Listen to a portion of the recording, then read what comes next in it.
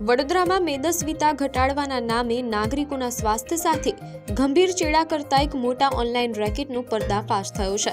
ખોરાક અને ઔષધ નિયમન તંત્રની ટીમે સતર્કતા દાખવીને માઉન્જારો ક્વિક પેન નામના જોખમી ઇન્જેક્શનના ગેરકાયદેસર વેચાણને ઝડપી પાડ્યું છે.